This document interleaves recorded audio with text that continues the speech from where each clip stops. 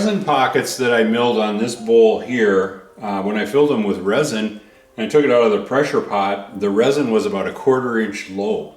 So I filled it up with clear resin, and we're gonna see what we get. I've actually never done it this way before, but we'll see what happens. So I'm gonna start roughing this project with a simple 90 detailer. Even though there's resin in this, there's a lot of wood first. So I'm gonna get rid of that wood with this tool, and I'm gonna use it until I get into the resin. So I like to use these scraper rests kind of backwards so that I can keep the tool supported right over the post as I'm turning it. And I can already tell by the way that it's cutting that I need more speed. So I'm going to speed that up. And look at the difference.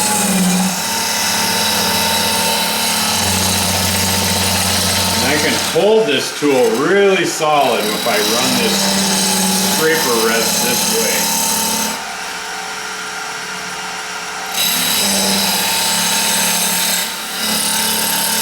A lot of people wonder how fast they should run their lathe. The easiest way to tell, I think, is how's the tool cutting.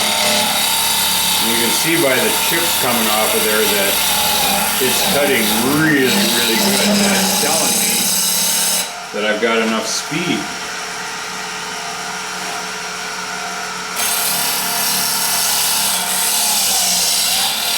A big part of the reason I can run this much speed is the work holding I'm using. I've got the glue hub, or this piece attached to the glue hub with a waste block. Plus you can see I have tailstock support. So it's really solid. Sorry, I'm hitting my mouth full of chips. So there I've hit the resin. Yeah, it's starting to chip. You hear that sound, it's chipping. I'm just going to go a little bit more on this base here until I get about the right size. There it is. Okay, let's take a look. See, it's chipping like crazy. That's because I don't have an AR tool. I'm going to actually switch now to the shear cutter because this tool is perfect for wood or resin or both, as in this case. This is a hybrid piece. And so this tool will cut it all very well. A little vibration there, and I get a little bit closer.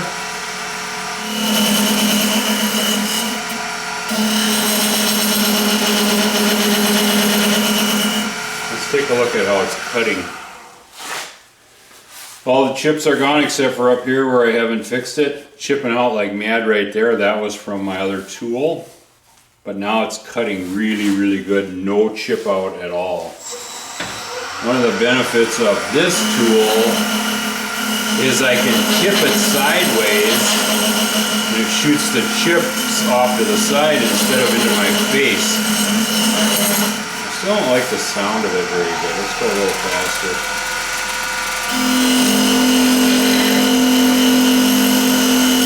There. Now, I don't know if you can see the chips in the video, but they're just hairs.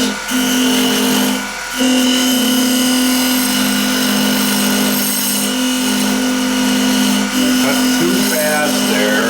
Yeah, I might be going too fast now. Let's take a look. Yeah, chipping out, so it's probably too fast.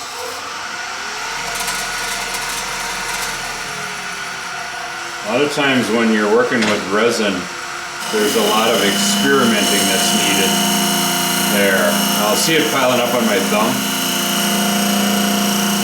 And the sound is better. What am I at? 1750 about? It's cutting just beautifully now.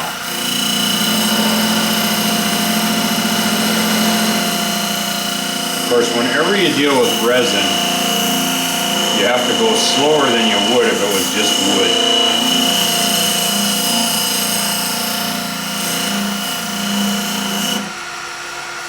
Because resin actually melts at high speed. Yeah, I'm gonna try the ARSTH. See what this tool is like. See if I can cut a little faster with this one. See, this tool is allowing me to take bigger cuts.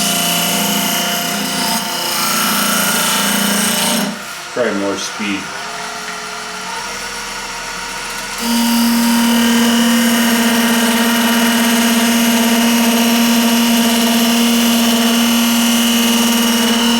Woo!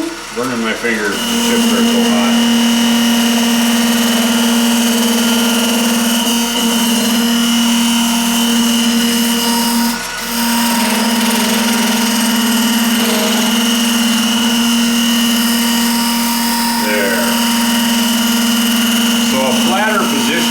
One is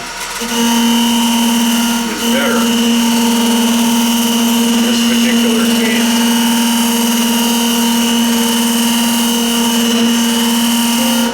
Try it this way, although it shoots the chips right at me.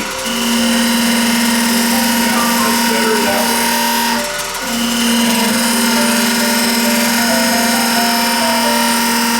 There, that's the position right there. I've got it nearly flat, turning about 2300.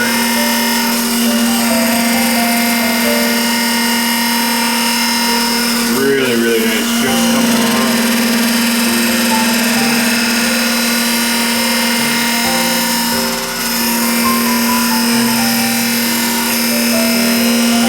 I can actually even rock it back and forth.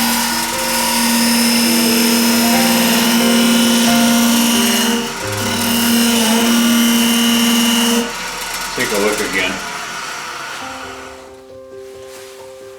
There's no chip out at all. Yeah, it's cutting really great. I like it. Let's go down here and work on the foot a little bit. So this tool works very well for a transition between all wood, because I think this is cherry. And then it comes up into the resin wood or hybrid part of this bowl.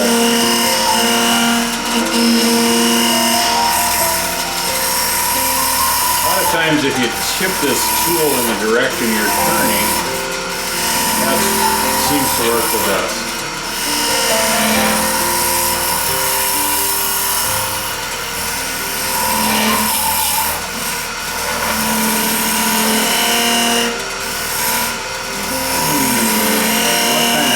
Should I make here? I'm sort of liking this.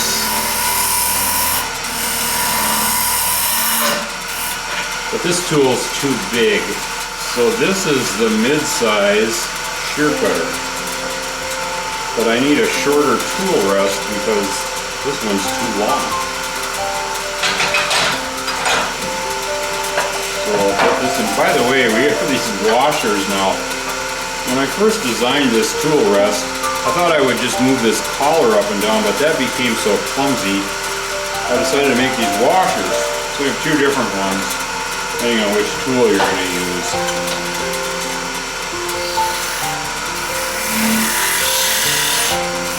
So this mid-size shear cutter with this position this way is such a solid setup.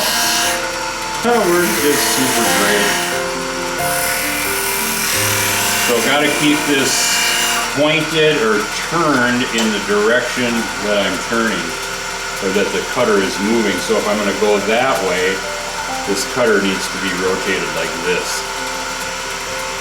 Otherwise it's too aggressive.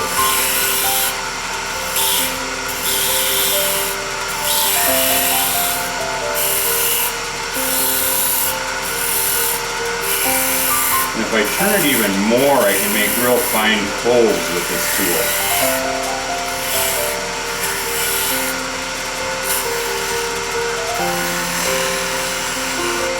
Alright, let's see what we got. So because of the speed that I'm using, it cuts super clean. There's no tear off. I'm going to undercut this resin just a little bit more. I could move this up closer. And see how my tool is supported right over the post if I do it this way.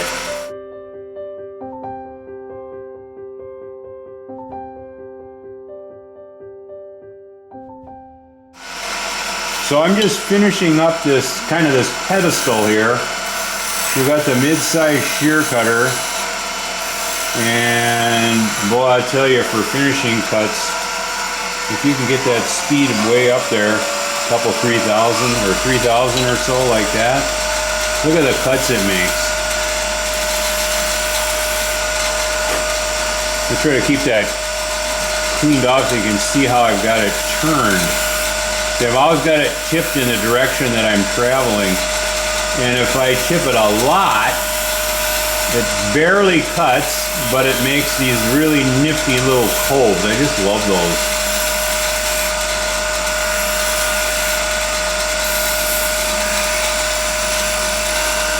And just come up around there like that, and look at that, huh? I mean, it is like sanded. So at 3,000 RPM, this piece is probably about 4 inches in diameter. That's way faster than most people probably turn. But I turn like this because it works super good, but you've got to have good work holding.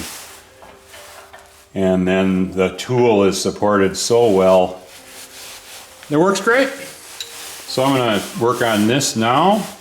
So now I'm ready to work on the bottom, and I'm going to use the shear cutter, the full-size shear cutter. I'm going to tip it a lot.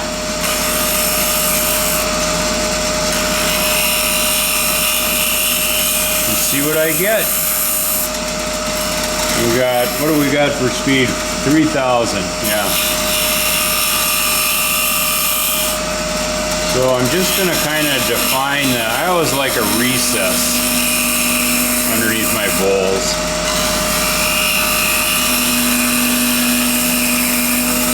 Seems to be working really good.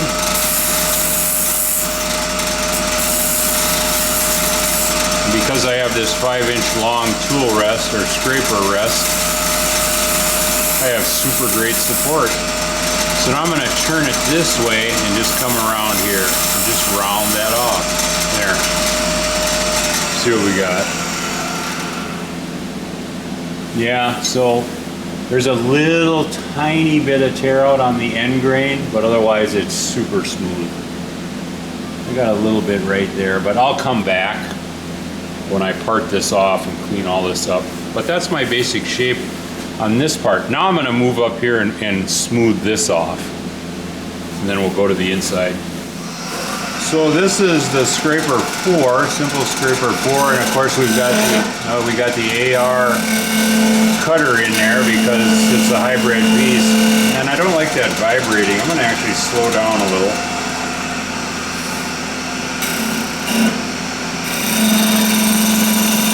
Yeah, it showers me with chips. Let's see what we come up with here if I go a little slower.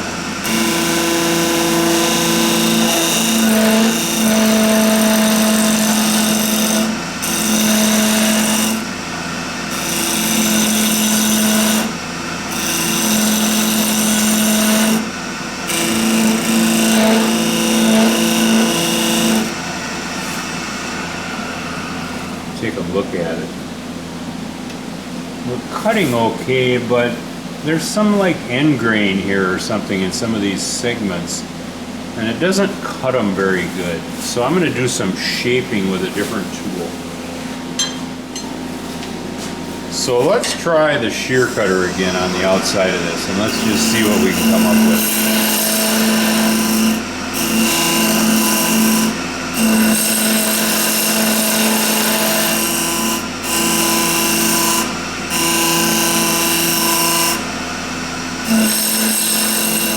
Yeah, I don't like that sound. Yeah, it's chipping a little bit, so it's not cutting quite right. I'll go up to, let's go up to 2,000, see what that's like. How about 3,000? Better.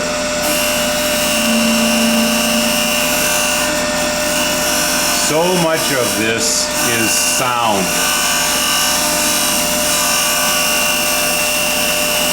And then if you can see those chips, they're just like hairs. It's cutting super, super good. Normally I can't get away with going downhill like I'm doing here. A lot of times that'll be a problem, but it doesn't seem to matter this time.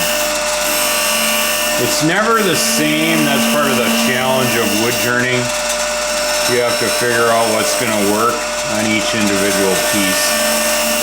That's why I have a lot of tools that I made over the years. So yeah, that's sounding really good. Let's take a look. No chip out. A lot of lines though.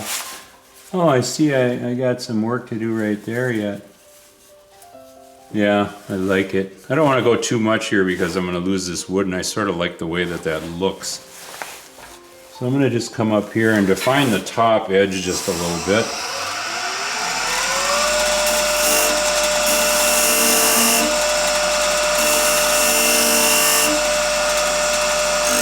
A steep angle here is required to come across the face like this.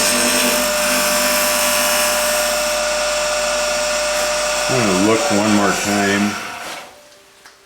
Yeah, I'm going to go with the mid-size again. Oh, I got to swap out my... Oh, man. Sorry for blocking the shot. My tool rests are over there. Got to have the shorter one here again. So we chip it a lot. Kind of get a cove there. A really steep angle doing this. Gotta be careful with that. And I'm also gonna come underneath here.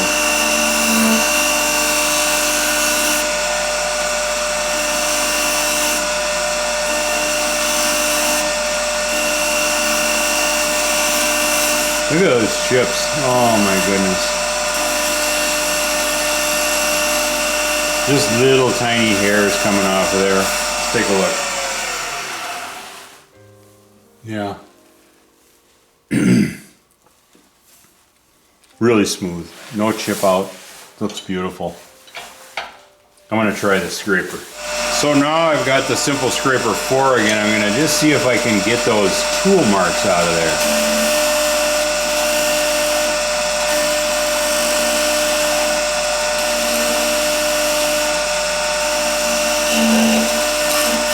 I'm going to pinch it down on the rest to keep it from vibrating.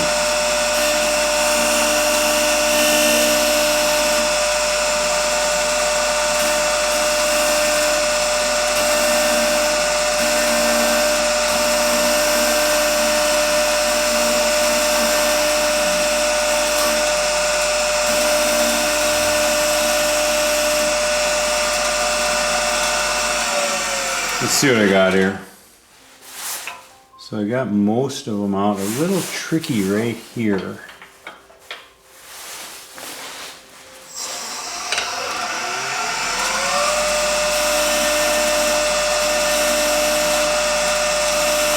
Very, very careful cuts. You could do this with sandpaper, but I'd rather use this tool. And just barely touching the wood. And keeping this flat on this long rest. This really helps. Completely eliminates the rocking or teeter-tottering that you get with a conventional rest. Let's take a look. Yeah, that's pretty darn nice. Like that. I'm happy with that. We'll switch to the inside. Okay, so we're ready to start hollowing the inside out. I already drilled it. So I've got the AR90 here.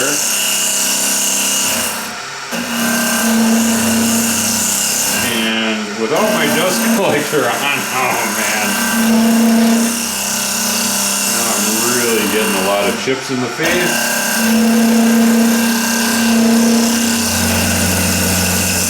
So that thumping. I don't really like the sound of that, so I'm going to go up a little in speed. Hopefully you can hear this on the video. It's way better. And one thing that I discovered is you can actually cut coming out with sort of the back edge. Let me show you. I'm actually cutting with this edge right here. Like pulling it backwards. Part of the reason I like doing that is it shoots the chips in my dust collector hood if it was on.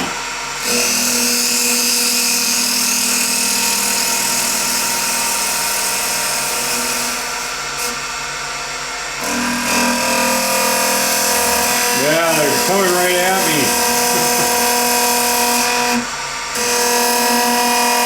Oh my. Hit me in the face.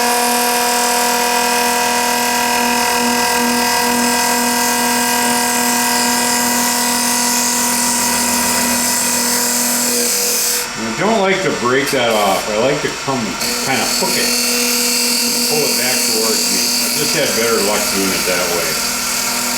And you see why I like this live center, or this live chuck with a long center, because I can keep it supported. Even though I'm using the hollowing system.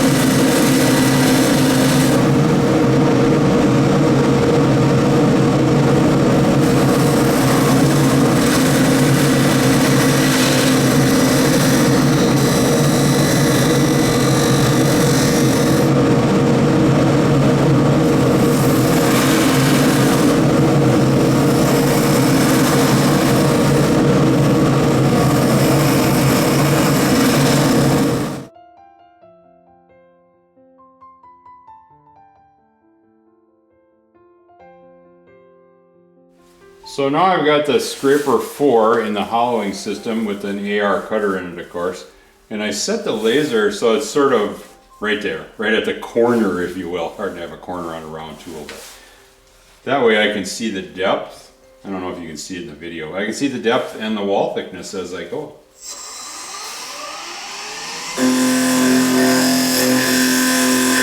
So you just gotta finish this profile here on the inside.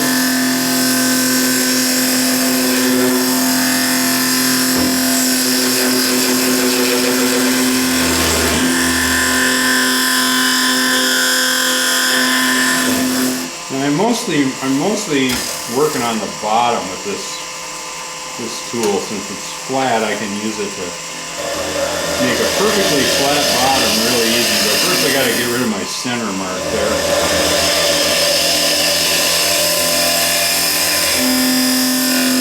And I'll just come up the side.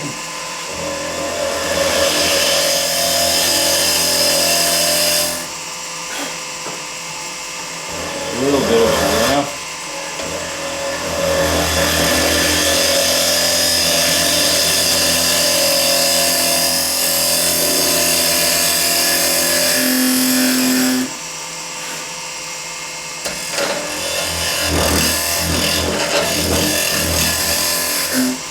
So you gotta have a lot of speed when you're in the middle there, or in the center, because you know the surface speed is much slower, of course. It slows down the closer you get to the center.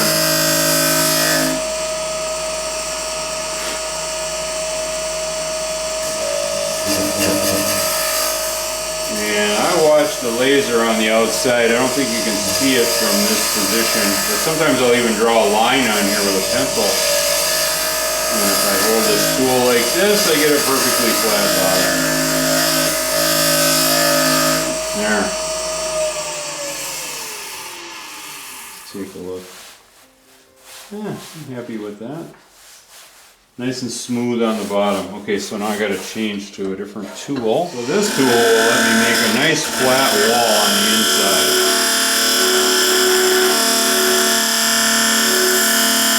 Plus I can come around the top. And if I do it like this, I can actually go all the way around, but I'm not going to cut much off the front because I'm running out of wood there. This way.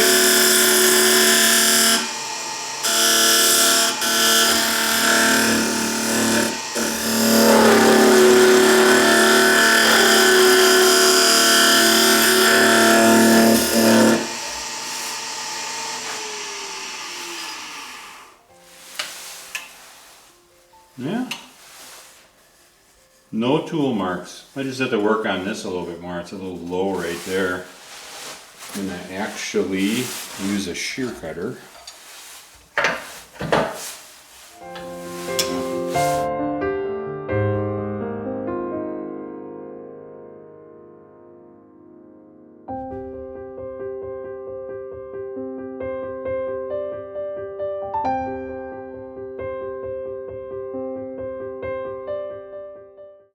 So I'm just finishing this up with the shear cutter.